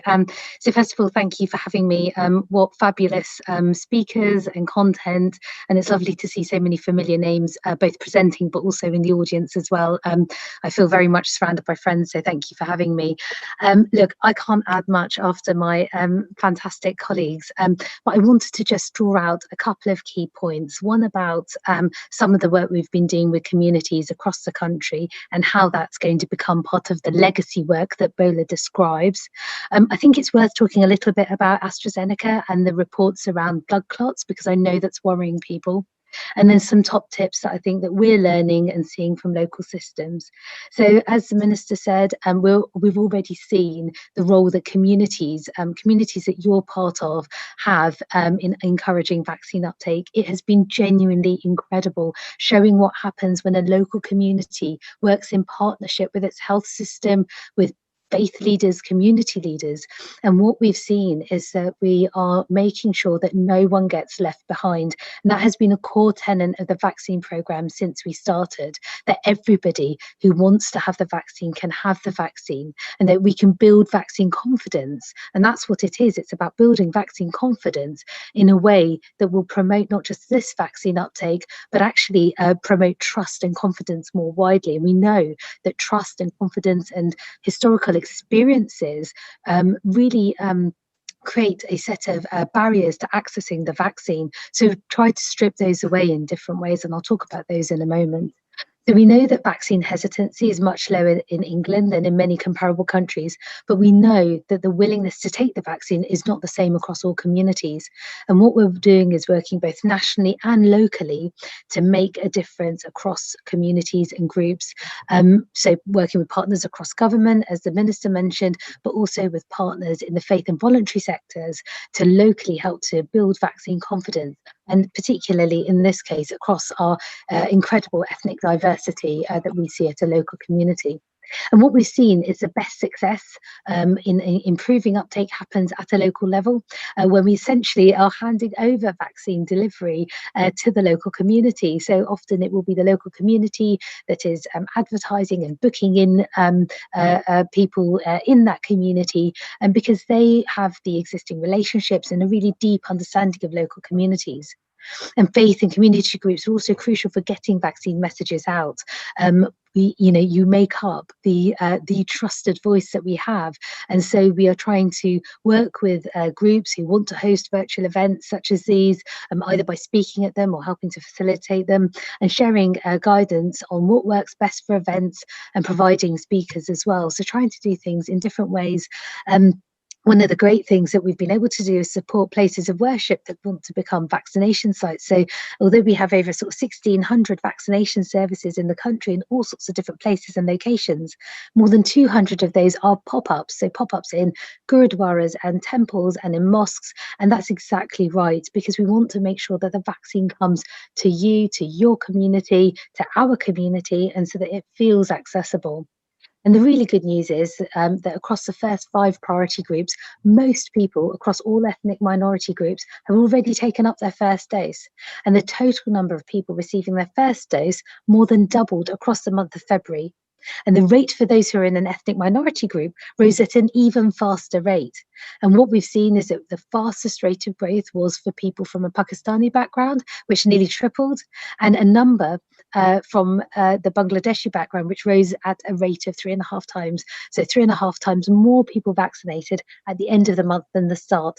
And what we're trying to do is track interventions against that to see what's made the difference. And we've seen that there are a range of things, as I've mentioned, removing barriers to access, building strong community messengers and messages, sharing resources so that we can tackle misinformation and disinformation, and fundamentally developing resources that allow local communities to offer the vaccination within their own space and within their own faiths, making sure that we support local communities.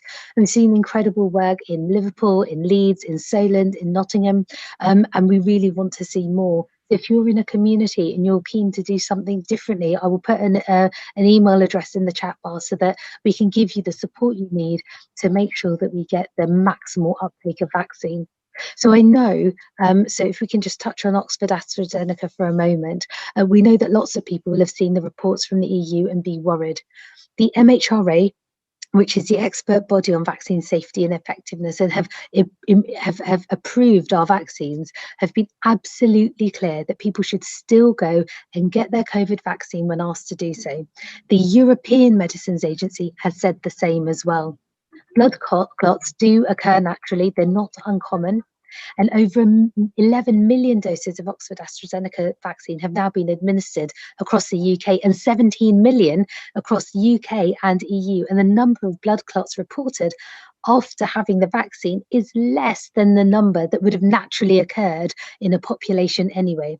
So as the MHRA safety lead says, Phil Bryan, while we continue to keep looking at safety and data reports, the evidence does not suggest that the vaccine is the cause. You are more at risk of blood clots from COVID infection itself. So please, if you are offered the vaccine, if your communities are offered the vaccine, or if your communities are worried, please support them to feel confident about taking up the vaccine, because the vaccine is what's going to save your life and save the lives of your family and loved ones.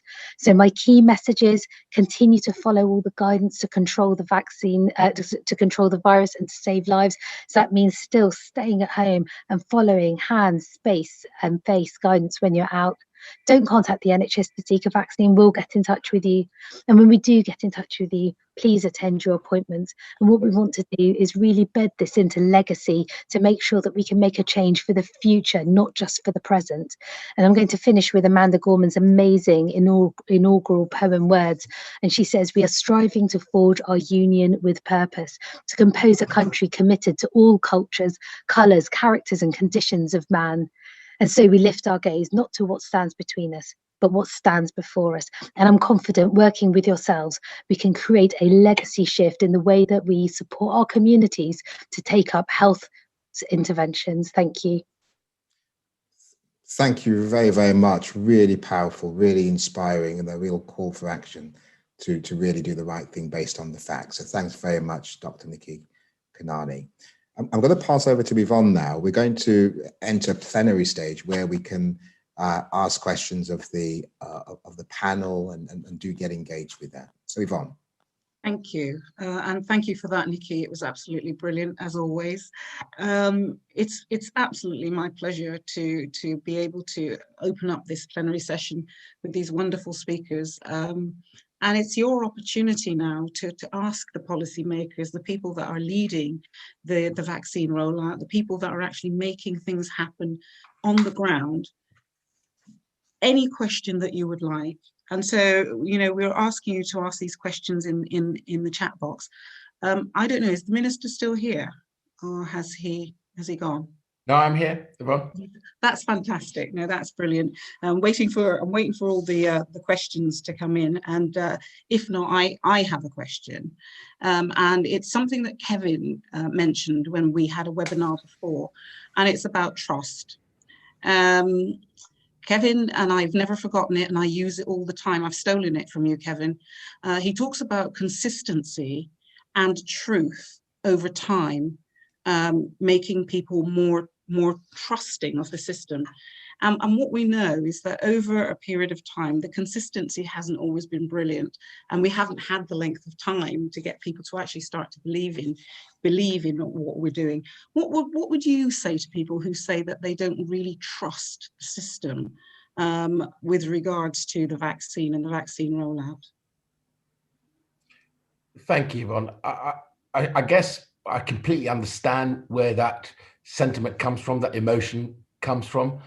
And I think actually in many ways, and I've been discussing this with both Nikki Kanani and obviously with Simon Stevens, who's the Chief Executive of NHS England, and with Emily Lawson, who's the Senior Responsible Officer for the deployment of the vaccination program.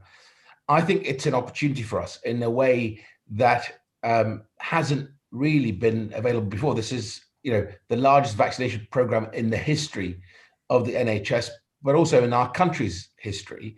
And many communities say to us now, some of the evidence from everything you've heard about tonight from the Uptake strategy, is they say, actually, of course you want us to get vaccinated because it's the right thing to protect the country. We know why you want us to do it. Obviously, it's also good for us and everything we've heard tonight about protecting themselves, their family, and their community.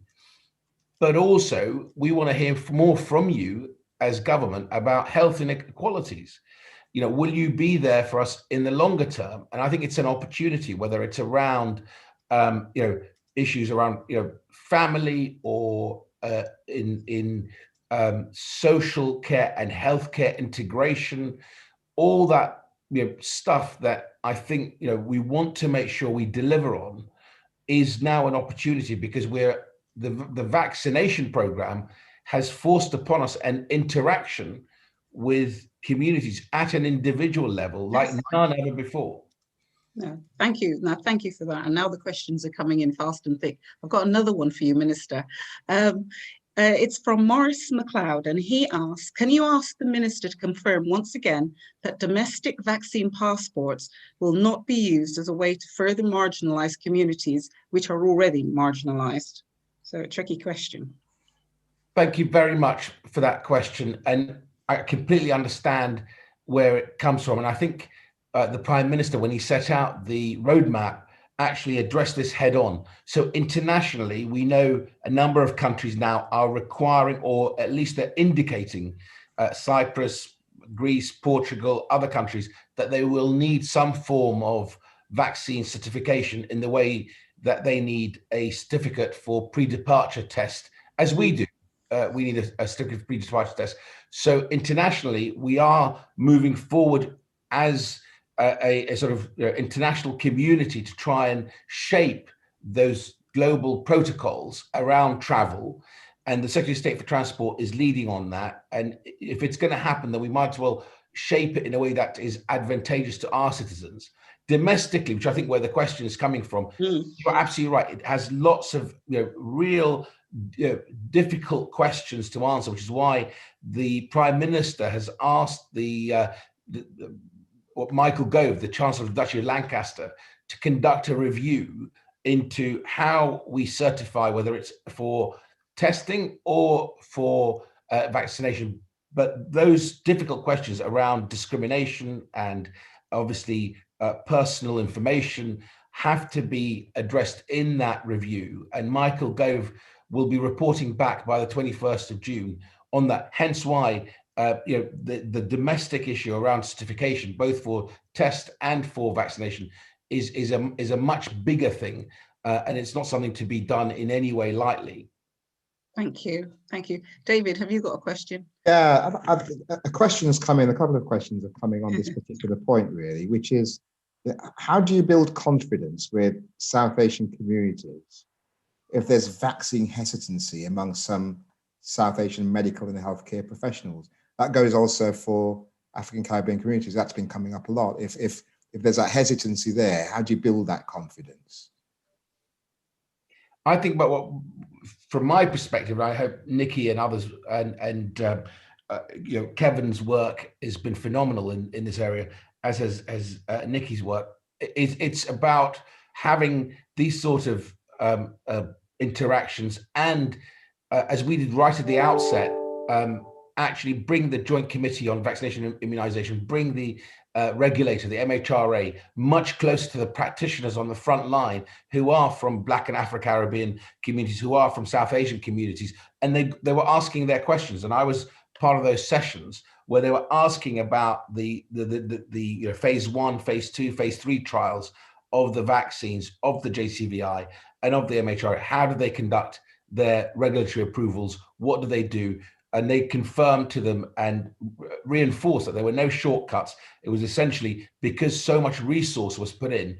Normally, the trials are done sequentially. You do phase 1, you wait, you raise more money or you invest more money. Then you do phase 2 and you wait and you raise more money, invest more money and do phase 3. Because money was not an issue, they were able to parallel the phase 1, 2 and 3 studies. Thanks. I've got a quick question for Nikki and Kevin and Bola. And it's about no jab, no job.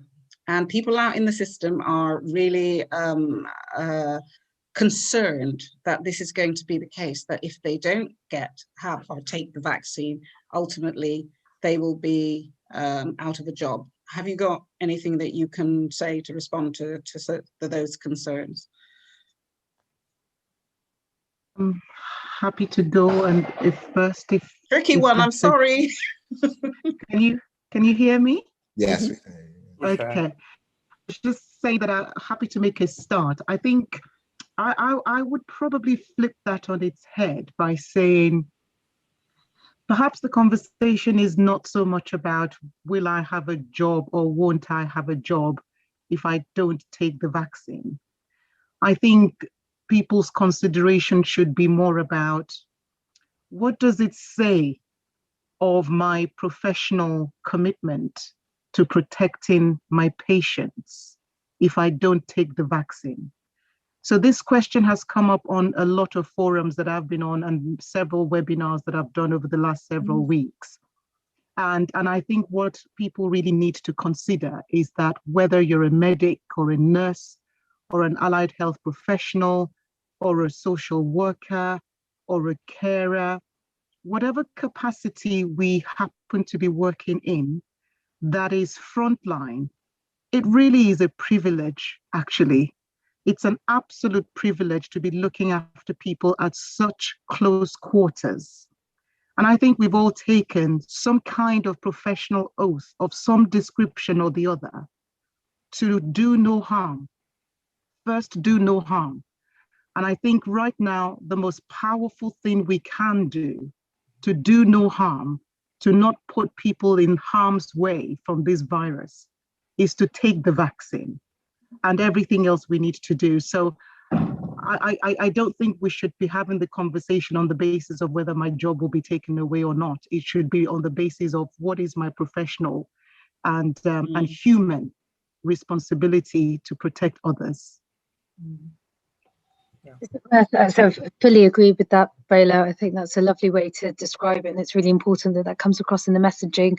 I think the other thing is the programme, we see really clearly that our responsibility is to be responsive to the needs of a community. So somebody said to me the other day, well, actually, if we're working shift work and it's overnight, walking into a vaccination service Monday to Friday, 9 to 5 doesn't work.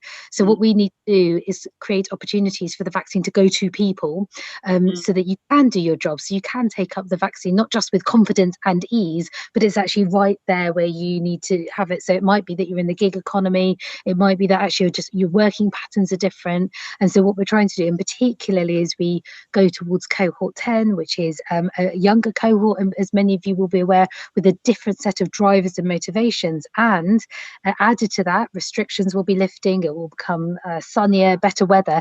People will feel less, will feel more complacent about taking up the vaccine, alongside all the other challenges that we've described. So we need to be really creative as a programme and support systems to look at a local community and say, well, actually, having fixed sites in 5 or 6 geographies isn't good enough in this area. We need to create pop-ups, we need to go roving, we need to come into the warehouse, on a Friday night and make sure that we bring the vaccine to everyone who wants to take up the vaccine. And Yvonne, just to say, I agree with both Nikki and Bola on this. One of the ways of looking at this is not necessarily what not having the vaccine will prevent you doing, but it's the opportunities that being vaccinated and having the confidence of that protection, what that will enable us to do. So whether it is going to work confidently, reducing the risk of infection either in the workplace or in the community.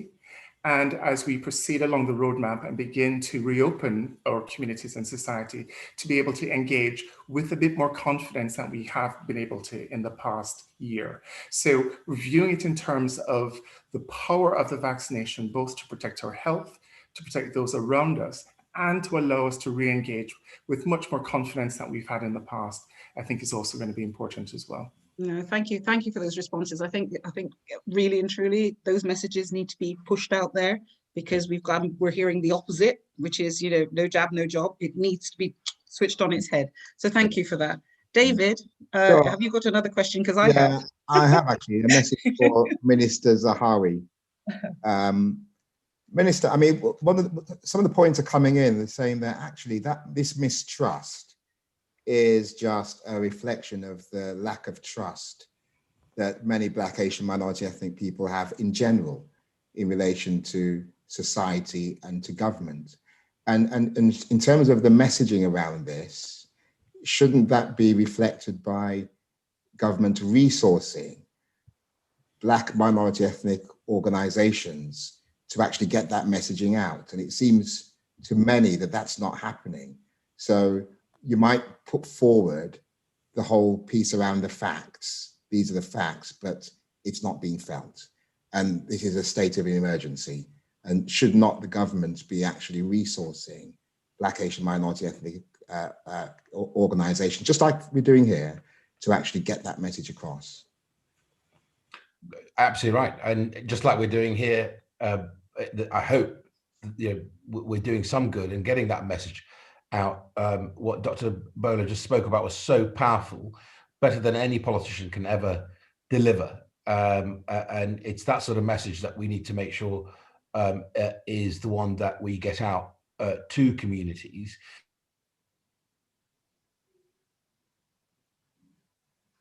I think we've lost.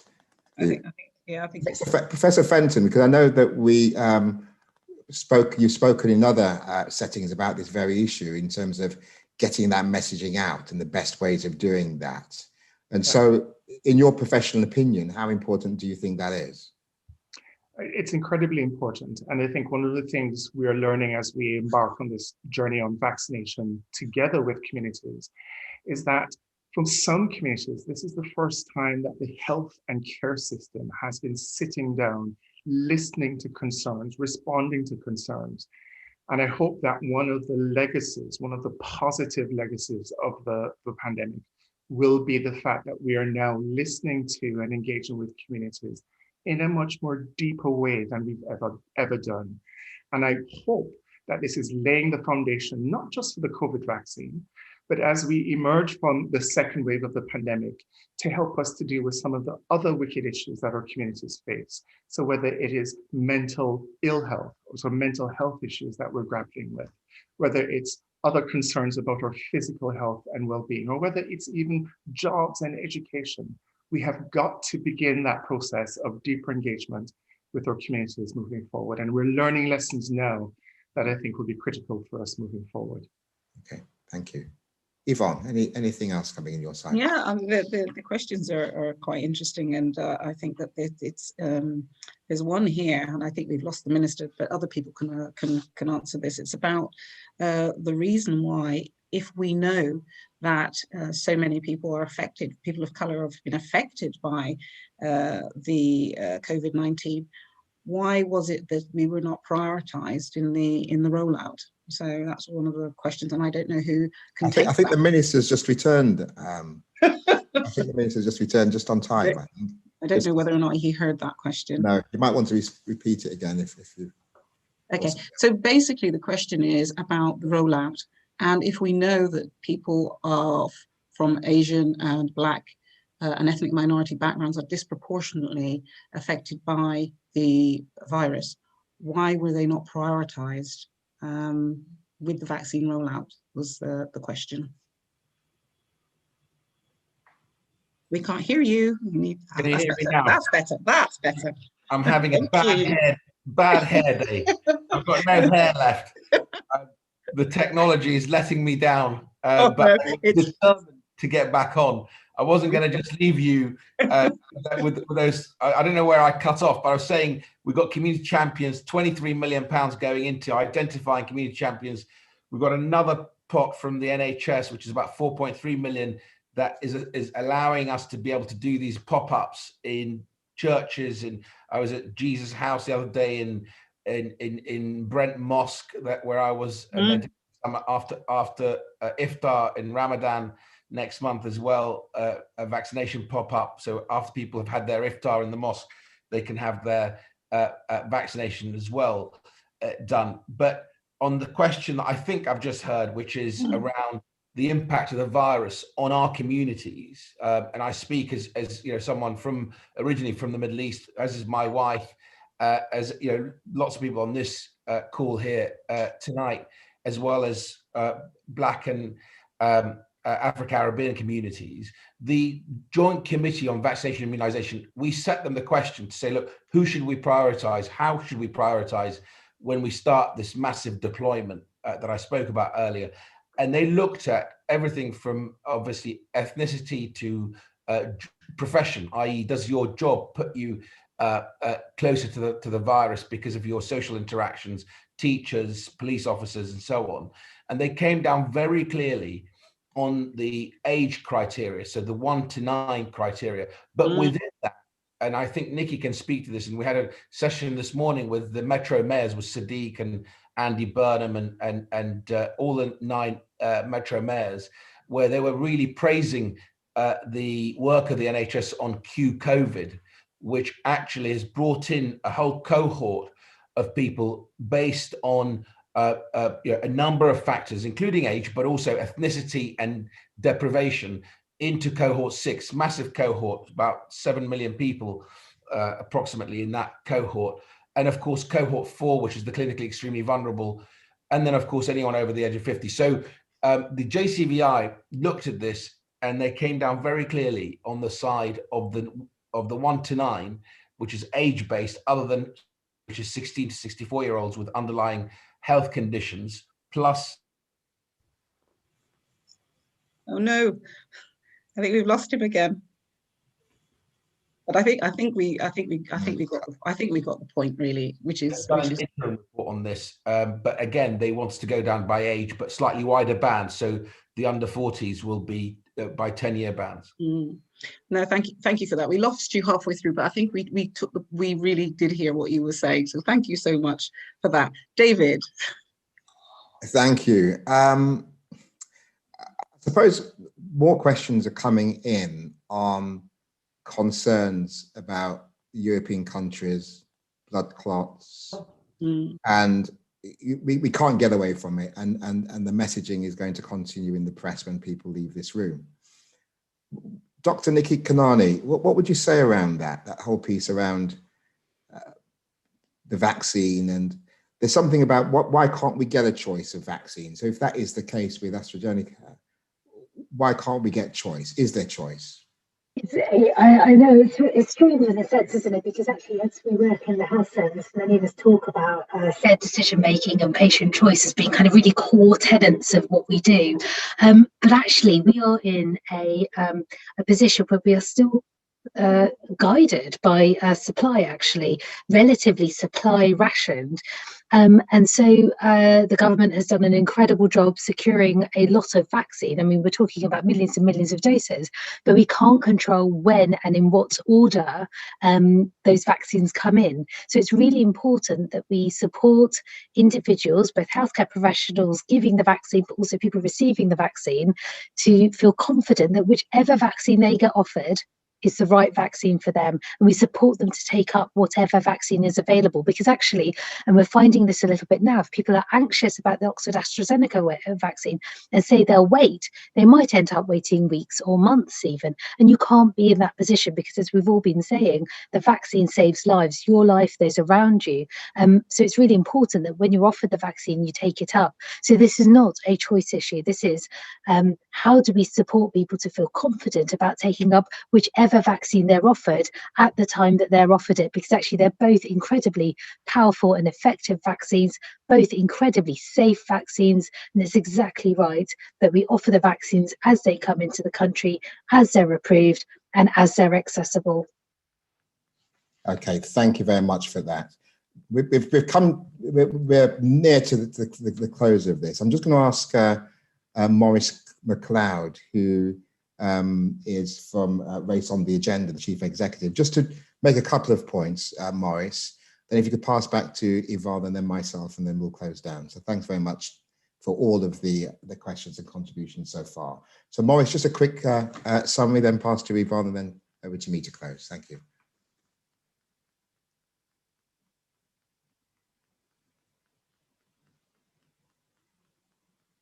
You're on mute, Maurice.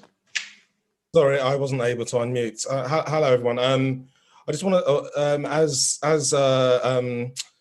to, here to represent Rota, who are part of the Secretariat for CORE, I just wanted to say thank you to all the medical experts who've come together, for the Minister, for Professor Fenton.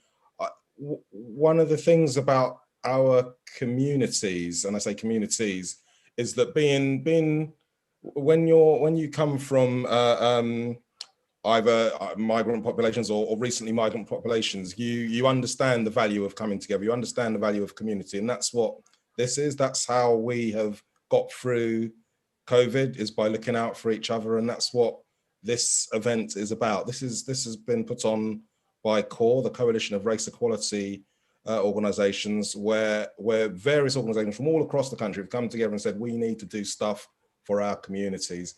That's how we are going to get the message out about vaccines, and that's how we're going to look after each other afterwards in whatever problems we've got coming down the line. So I just want to say thank you so much for all of your time, to the doctors, and for all the people who've turned up and asked questions. It's asking questions and treating people with respect and answering honestly that will get us through this. So again, thank you very much. Thank you for that, Maurice. And just from me to thank all of the panel members. I've known many of you for a long time, and I have every confidence in what you're doing and how you're going about doing it. To our clinical colleagues who were on earlier, I am in awe of all of you. Your knowledge, your commitment, your professionalism is off the scale, and it has been an absolute pleasure and joy for me to hear you tonight, and it fills me with confidence to know that you are there. And to the Minister, thank you for all that you're doing and continue to do around this agenda. I think that we are going to have to do exactly what Kevin says, which is to keep our shoulder to the wheel, to make sure that we keep pushing against that door of equality, and to help with closing the gap on health inequalities, and of which this is a part. So thank you all, thanks to everybody, and over to you, David. Okay, and thanks to you, Yvonne. It's been great working with you. We've met many years ago, and you've kept on the real fight in terms of issues around health inequalities. I'd like to say thank you to all the audience for being here, for contributing to the conversation, and to really holding to account the Minister and our esteemed guests who do such sterling work, but actually their work is affected better when they're listening to the contributions and the views that you're putting forward. If we had more time, there's so many other issues that we could have focused on. So, the Gypsy Roma traveller community, where issues around the uptake there and not being counted is something that's has come up. It's such a key issue, this whole piece around vaccine take-up. And so thank you all very much for being here. Again, thank you for the guests. And on behalf of CORE, the Coalition of Race Equality Organisations, thank you. We'll be continuing with this. Thank you to Khan for the sterling work. Also, Rota, Voice for Change, that you've engaged with in terms of ensuring this event could happen. So good night, and thank you all very much, and stay safe. Good night. Stay safe, everyone. As a Bye-bye. faith leader, my message is simple. Be aware of false information about the coronavirus vaccine. Be sure before you share. As a faith leader, my message is simple. Be aware of false information and check information before you share. Check before you share. I want to help you spot false information online and stop its spread. There are 3 simple tips. Look closely. Does the information seem trustworthy? Check. Is it coming from an expert? Still unsure if it's true? Don't share it. Check before you share.